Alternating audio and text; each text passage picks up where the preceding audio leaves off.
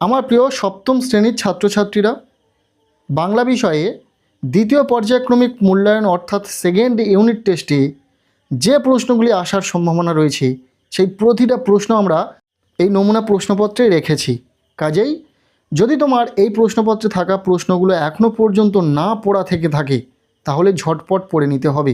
তাই প্রত্যেককে বলবো ভিডিওটি শেষ পর্যন্ত দেখো এবং ভিডিওতে বলা প্রতিটা প্রশ্ন খুব ভালো করে পড়ে রাখো।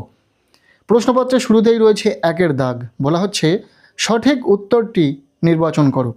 এখানে 12টি এমসিকিউ টাইপ প্রশ্নের উত্তর লিখতে হবে। প্রতিটি প্রশ্নের মান 1 করে, টোটাল 12 নম্বর রয়েছে। প্রথম প্রশ্ন, মাউন্ট চেম্বারলিনের বরফ গলা জলে তৈরি হয়েছে। উত্তর হবে লেক স্লেভার। 1.2 প্রশ্ন, ছেলেটি লণ্ঠন নিয়ে আসতে বলেছিল। উত্তর হবে রমাকি। এখানে আমরা সঠিক উত্তরটিকে ডিফারেন্ট কালারের কালি দিয়ে চিহ্নিত করেছি যাতে তোমাদের বুঝতে সুবিধা হয়। 1.3 প্রশ্ন, আকাশ দেবতা। উত্তর হবে ইন্দ্র। 1.4 প্রশ্ন, যে বৈজ্ঞানিক কারণে অ্যাপেল দৌড়ায় মাটির দিকে সেটি হলো। উত্তর হবে মাধ্যাকর্ষণ। 1.5 প্রশ্ন, হিউয়েন সাং এসেছেন সুদূর। উত্তর হবে চীন থেকে। 1.6 প্রশ্ন, বাংলা সাহিত্যে কিশোর কবি। উত্তর হবে সুকান্ত ভট্টাচার্য। 1.7 প্রশ্ন, সত্যি ড্যাশ মতো ঝকঝক করছে চেম্বারলিনের পাহাড়। উত্তর হবে সোনার মতো।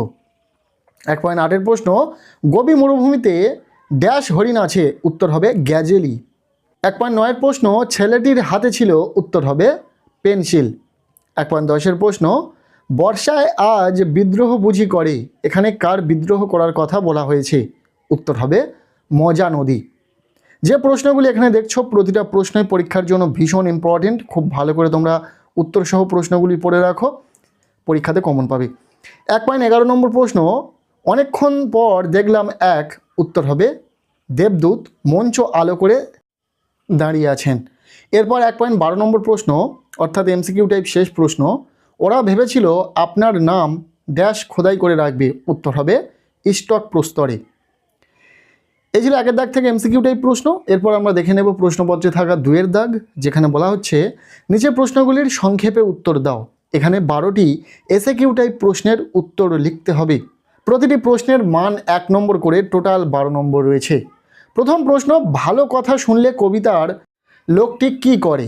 উত্তর হবে বক্তা ভালো কথা শুনলে চটপট সেগুলি নোট বইতে লিখে রাখে। দ্বিতীয় প্রশ্ন, তুষার যুগ কাকে বলে? উত্তর হবে তুষার যুগ সেই সময়কে বলা হয় যখন বহুদিন ধরে ভূপৃষ্ঠের তাপমাত্রার তাৎপর্যপূর্ণ হ্রাস পরিলক্ষিত হয়, যার ফলে মহাদেশীয় তুষার চাদর, মেরু অঞ্চলের তুষার চাদর ও আলপাইন হিমবাহের লক্ষণীয় প্রসারণ ঘটে। নেক্সট 2.3 প্রশ্ন, গঠনগত দিক থেকে শব্দ কত প্রকার ও কি কি? উত্তর হবে গঠনগত দিক থেকে শব্দ 2 প্রকার, মৌলিক শব্দ ও সাধিত শব্দ। পরের প্রশ্ন, এফিড উড়বার সময় প্রতি সেকেন্ডে কতবার ডানা নাড়ায়? উত্তর হবে 400। এরপর 2.5 প্রশ্ন, তুমি আমার এমন একটা ড্যাশ আবিষ্কার নষ্ট করে দিতে চাও। উত্তর হবে যুগান্তকারী। এই প্রশ্নগুলি ভীষণ ইম্পর্টেন্ট, খুব ভালো করে উত্তর সহ দেখে রাখো। 2.6 প্রশ্ন, কবিতায় শুষ্ক তৃণ বলতে কবি কি বুঝিয়েছেন? উত্তর হবে যারা অর্থ ও প্রতিপত্তির জোরে নিজেদের স্মৃতি অক্ষয় রাখার জন্য সৌধ বানিয়েছিল, সময়ের স্রোতে একদিন তাদের নাম শুষ্ক তৃণের মতো ভেসে যাবে। এরপর 2.7 প্রশ্ন, ভারত ভাগ্য বিধাতার কাছে কি প্রার্থনা করা হয়েছে? ভারত ভাগ্য বিধাতার কাছে শুভ আশিস প্রার্থনা করা হয়েছে। ইম্পর্টেন্ট প্রশ্ন। নেক্সট 2.8 প্রশ্ন, শুষ্ক তৃণ কোথায় ভেসে যায়? শুষ্ক তৃণ কালো নদী জলে ভেসে যায়। 2.9 প্রশ্ন, বাংলা শব্দ ভাণ্ডারে কয় শ্রেণীর শব্দ আছে ও কি কি? উত্তর হবে বাংলা শব্দ ভাণ্ডারে 6 শ্রেণীর শব্দ আছে, যেমন তৎসম শব্দ, তদ্ভব শব্দ, অর্ধ বা ভগ্ন তৎসম, দেশি শব্দ, বিদেশি শব্দ এবং মিশ্র শব্দ। এই প্রশ্নটিও ইম্পর্টেন্ট রয়েছে। এরপর 2.10 প্রশ্ন, মৌলিক শব্দ কাকে বলে? উদাহরণ দাও। উত্তর হবে যে শব্দকে আর বিশ্লেষণ করা যায় না তাকে বলে মৌলিক শব্দ, যেমন মা, বাবা, হাত, ভাত ইত্যাদি। 2.11 নম্বর প্রশ্ন, তৎসম শব্দ কাকে বলে? উত্তর হবে সংস্কৃত শব্দ ভাণ্ডার থেকে বাংলা শব্দ ভাণ্ডারে গৃহীত বাংলা শব্দগুলিকে তৎসম শব্দ বলে, যেমন কুটির, যুবতী, ধনী ইত্যাদি। এরপর 12 নম্বর প্রশ্ন, কৃষক বধূ জল আনবার সময় ঘোমটা তুলে কি দেখে? কৃষক বধূ ঘোমটার ফাঁক দিয়ে দেখে নেয় সবুজ ফসলের সুবর্ণ যুগের আগমন। এরপর রয়েছে প্রশ্নপত্রের 3-এর দাগ, বলা হচ্ছে কম বেশি 6টি বাক্যে নিচের প্রশ্নগুলির উত্তর দাও। এখানে রয়েছে 3 মার্কের প্রশ্ন, 2টি প্রশ্নের উত্তর লিখতে হবে, 6 নম্বর রয়েছে। সো যে প্রশ্নগুলি এখানে রয়েছে আমরা প্রতিটা প্রশ্ন দেখে নেব উত্তর সহ। প্রথম প্রশ্ন, মেঘচোর গল্পের রকেটটি কেমনভাবে চলছিল, সেখানে কে কে ছিলেন? উত্তর হবে বিজ্ঞানী পুরন্দর চৌধুরীর রকেটটি আকাশের এক স্থানেই গোল হয়ে পাক খাচ্ছিল, কম্পিউটারের নির্দেশে সেটি ঘুরছিল। রকেটে বিজ্ঞানী পুরন্দর চৌধুরী ও কার্পভের কন্যা অসীমা ছিলেন। এরপর রয়েছে দ্বিতীয় প্রশ্ন, আজ এত বছর পরে মনে নেই, কি মনে নেই? উত্তর হবে মঞ্চে নজরুল ইসলাম গান গাইবার পরে নেতাজি সুভাষচন্দ্র বসু বক্তৃতা দিয়েছিলেন। ছোট বয়সে শোনা সেই বক্তৃতার বিষয়বস্তু কী ছিল তা এখন আর লেখকের মনে নেই বলে লেখক মন্তব্য করেছেন। 4.3-এর প্রশ্ন, ছেলেটি কয়েকটি অদ্ভুত ধরনের প্রশ্ন করেছিল, এমন 3টি প্রশ্নের নাম লেখো। উত্তর হবে অদ্ভুত প্রশ্ন 3টি হলো, তেজপাতায় তেজ কেন হয়, লঙ্কায় ঝাল কেন হয়, জোয়ানের আড়াকে ঝাঁঝ কেন? 3-এর দাগ থেকে 3 মার্কের প্রশ্ন শেষ। এরপর রয়েছে প্রশ্নপত্রের 4-এর দাগ, বলা হচ্ছে নিম্নলিখিত প্রশ্নগুলির উত্তর দাও। এখানে রয়েছে 3 মার্কের প্রশ্ন, 4টি প্রশ্নের উত্তর লিখতে হবে, টোটাল 12 নম্বর রয়েছে। প্রথম প্রশ্ন, এই বেলা প্রশ্নটা লিখে রাখি গুছিয়ে, জবাবটা জেনে নেব মেজ দাদাকে খুঁচিয়ে। কোন কবিতার অংশ ও উদ্ধৃতাংশের তাৎপর্য লেখো? উত্তর হবে উদ্ধৃত অংশটি সুকুমার রায়ের লেখা নোট বই কবিতার অংশ। কবিতাটিতে এক ছোট ছেলে বিভিন্ন ধরনের অদ্ভুত সব প্রশ্ন তার নোট বইতে লিখে রাখে এবং সেগুলির উত্তরও সে নোট বইয়ের মাধ্যমে লিখে রাখে। এখানে ঝোলা গুড় কিসে দেয়, সাবান না পটকায়, সেই প্রশ্নের উত্তর সে জানতে চায়। সেজন্য মেজদাদা বারবার বিরক্ত হলেও তার থেকেই সেই উত্তর জানবে। উত্তর জানার পর সেগুলি সে নোট বইতে লিখে রাখবে। নেক্সট এর যে অথবা প্রশ্নটি রয়েছে, তোমার দৃষ্টিতে মানুষের স্মরণীয় হয়ে থাকার শ্রেষ্ঠ পন্থাটি কী? উত্তর হবে কর্মই শ্রেষ্ঠত্বের আসল মাপকাঠি। তাই আমার দৃষ্টিতে মানুষের স্মরণীয় হয়ে থাকার শ্রেষ্ঠ পন্থাটি হলো কর্ম। মানুষের মধ্যে মিশে যদি তাদের দুঃখ দূর করা যায় ও তাদের মুখে হাসি ফোটানো যায় তবে তাকেই লোকে স্মরণীয় করে রাখে। পরবর্তী প্রশ্ন, তিনি সাংঘাতিক কাণ্ড করেছেন, কোন কাণ্ডের কথা বলা হয়েছে, তার পরিণাম কি হয়েছিল? উত্তর হবে বিজ্ঞানী পুরন্দর চৌধুরী সাইবেরিয়া থেকে মেঘ চুরি করে এনে সাহারা মরুভূমিতে মাসে প্রায় 100 ইঞ্চি বৃষ্টিপাত ঘটিয়েছেন। এমন কাণ্ডের কথাই এখানে বলা হয়েছে। এই ঘটনার জন্য তিনি যত প্রশংসা পেয়েছেন ততটাই আনন্দিত হয়েছেন।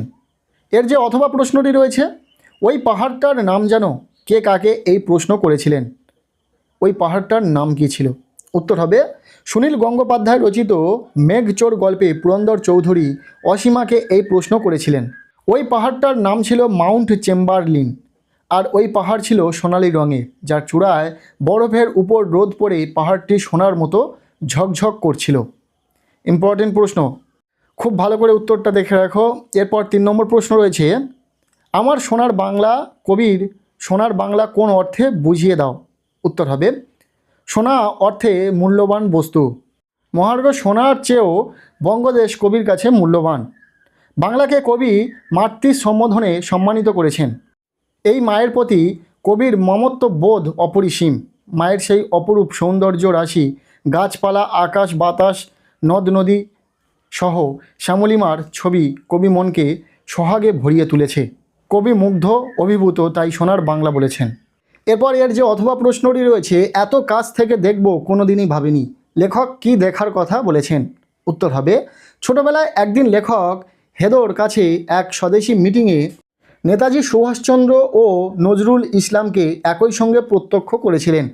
একসঙ্গে এই দুই মহান মানবকে চোখের সামনে দেখার কথাই লেখক উল্লেখ করেছেন। ভীষণ ইম্পর্টেন্ট প্রশ্ন, খুব ভালো করে দেখে রাখো উত্তরটা। এরপর 4 নম্বর প্রশ্ন, কালিয়ার বনের প্রকৃতি কেমন? উত্তর হবে সোনাটিয়াদের গ্রামের প্রান্তে ছিল কালিয়ার বন। এই বনের বড় বড় গাছগুলি যেন শামিয়ানা খাটিয়ে রয়েছে। পাতার ফাঁক দিয়ে ছিঁড়ে ফোটা রোদ এখানে ওখানে এসে পড়ে। শুকনো পাতা পড়ে পড়ে নিচে যেন পাতার গলিচা তৈরি করে রাখে। গাছে গাছে নানা রঙের ফুল ফোটে থাকে, যেন সুন্দর একটা সবুজ আলো চারিদিকে ছড়িয়ে আছে। নেক্সট এর অথবা দিয়ে যে প্রশ্নটি রয়েছে, ঘড়িওয়ালা বনে আসতো কেন?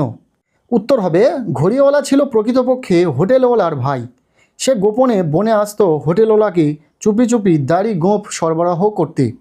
আবার কলের পুতুলের খোঁজেও তাকে বনে আসতে হতো, কারণ সেই পুতুলের চাবি ফুরিয়ে গেলেই মাকু নেতিয়ে পড়বে।